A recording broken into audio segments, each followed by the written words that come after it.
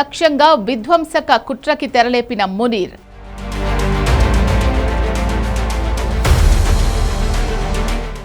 Saudi Pak రక్షణ ఒప్పందంలోకి అంకారాకు ఆహ్వానం.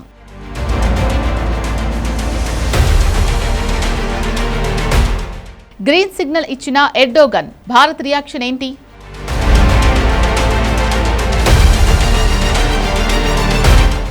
Pak army chief Asim Munir ఈ నెల 13-14 తేదీల్లో అంకారాలో పర్యటించారు. ఈ టూర్ టార్గెట్ భారత్ అంతు చూడటమే. ఎర్డోగన్తో భేటీలో భారత రక్షణను సవాల్ చేసే ప్రతిపాదన చేశాడు. ఎప్పటినుంచో దీనికోసమే ఎదురు చూస్తున్న ఎర్డోగన్ అందుకు గ్రీన్ సిగ్నల్ కూడా ఇచ్చినట్లు రిపోర్ట్స్ చెప్తున్నాయి. పశ్చిమ దేశాల రక్షణ హామీలు తగ్గడం వల్లే ఈ కూటమి ఏర్పడుతుందని పైకి చెప్తున్నా తెర వెనుక అసలు కారణం భారత్, యుఏఈ, ఇజ్రాయెల్ కూటమిని నిరోధించడమే అని చెప్పాల్సిన అవసరం లేదు. ఈ కూటమిలో టర్కీ ఎంట్రీ ఖచ్చితంగా భారత్కు ఆందోళన కలిగించింది అంశమే. ఎందుకంటే గత కొంతకాలంగా కశ్మీర్ అంశంతో పాటు పలు అంతర్జాతీయ వేదికలపై టర్కీ పాకిస్తాన్కు మద్దతిస్తూ భారత వ్యతిరేక వైఖరిని అవలంబిస్తోంది. ఇప్పుడు పాకిస్తాన్ అణు రక్షణ గొడుగు కిందకు టర్కీ రావడం, టర్కీ అధునాతన డ్రోన్ టెక్నాలజీ, మిలిటరీ హార్డ్వేర్ను పాకిస్తాన్తో పంచుకునే అవకాశం ఉండడం భారత్ను అప్రమత్తం చేస్తోంది.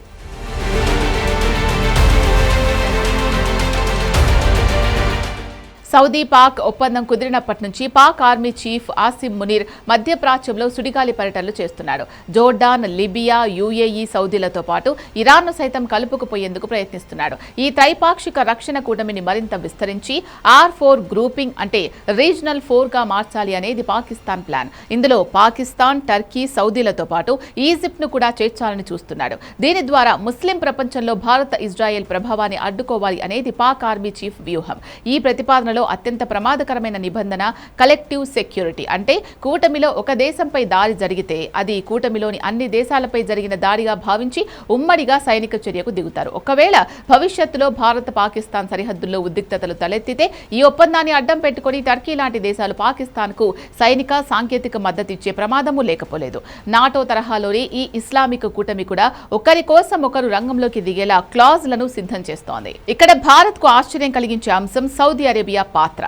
భారత్తో అత్యంత బలమైన ఆర్థిక, వ్యూహాత్మక సంబంధాలు కలిగి ఉన్న సౌదీ అరేబియా మరోవైపు పాకిస్తాన్, టర్కీతో రక్షణ కూటమికి సిద్ధపడ్డం. అయితే సౌదీ అరేబియా వ్యూహం వేరేలా ఉంది.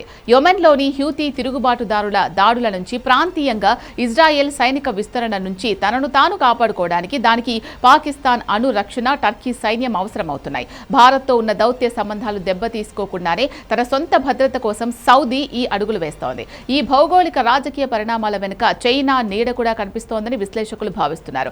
టర్కీ, పాకిస్తాన్ రెండు దేశాలు చైనాతో అత్యంత సన్నిహిత సంబంధాలు కలిగి ఉన్నవే. భారత్, అమెరికా నేతృత్వంలోని క్వాడ్, I2U2 కూటములకు చెక్ పెట్టడానికి చైనా తన మిత్ర దేశాల ద్వారా మధ్యప్రాచ్యంలో ఇటువంటి సరికొత్త సైనిక కూటములను ప్రోత్సహిస్తూ ఉండవచ్చు అనే అనుమానాలు రక్షణ వర్గాల్లో వ్యక్తమవుతున్నాయి. మరి ఈ కుట్రలకు భారత్ ఎలా చెక్ పెట్టబోతోంది? శత్రువుకు శత్రువు మన మిత్రుడు అన్న సూత్రాన్ని ఇండియా పకడ్బందీగా అమలు చేస్తోంది. టర్కీ, పాక్ కూటమికి చెక్ పెట్టేందుకు టర్కీకి బద్ద శత్రువులైన గ్రీస్, సైప్రస్, ఆర్మేనియా దేశాలతో Bharat deadly defence partnership build చేస్తోంది. టర్కీ సరిహద్దుల్లో ఉన్న ఆర్మేనియాకు భారత్ ఇప్పటికే made in India Pinaka rocket లాంచర్లను, అత్యాధునిక ఆయుధాలను సరఫరా చేసి టర్కీ సుల్తాన్ ఎర్డోగన్కు గట్టి వార్నింగ్ పంపింది. టర్కీకి అత్యంత సవాల్గా మారిన మధ్య తరహా సముద్రం ప్రాంతంలో గ్రీస్, సైప్రస్ దేశాలతో కలిసి భారత్ రక్షణ వ్యూహాన్ని వేగవంతం చేస్తోంది. ఒకవేళ టర్కీ గనక పాకిస్తాన్తో కలిసి భారత్కు వ్యతిరేకంగా ఏదైనా దుశ్చర్యకు పాల్పడితే అటు మెడిటరేనియన్ వైపు నుంచి గ్రీస్, సైప్రస్ దేశాలు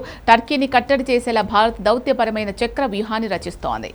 దౌత్య యుద్ధంతో పాటు సైనిక సన్నద్ధతలోనూ ఇండియా ఎక్కడ తగ్గడం లేదు. సౌదీ, పాక్, టర్కీ దేశాల ఈ ప్రతిపాదిత ఇస్లామిక్ నాటో కదలికలను భారత నిఘా సంస్థలు, సౌత్ బ్లాక్ రక్షణ నిపుణులు నిశితంగా ట్రాక్ చేస్తున్నారు. సరిహద్దుల్లో ఎలాంటి సాంకేతిక సవాల్ ఎదురైనా తిప్పికొట్టేలా మన ఎయిర్ ఫోర్స్, నేవీ, ఆర్మీ వ్యూహాలు అప్గ్రేడ్ చేస్తున్నాయి. శత్రువుల డ్రోన్ టెక్నాలజీని గాల్లోనే ధ్వంసం చేసే యాంటీ డ్రోన్ వ్యవస్థను భారత సరిహద్దుల్లో మోహరిస్తోంది. సో ముస్లిం దేశాల సెంటిమెంట్ను రగిల్చి సరికొత్త రక్షణ ఛత్రం కింద భారత్ను బ్లాక్మెయిల్ చేయాలని చూస్తున్న Pak army chief Asim Munir plans ఎప్పటికీ వర్కౌట్ కావు.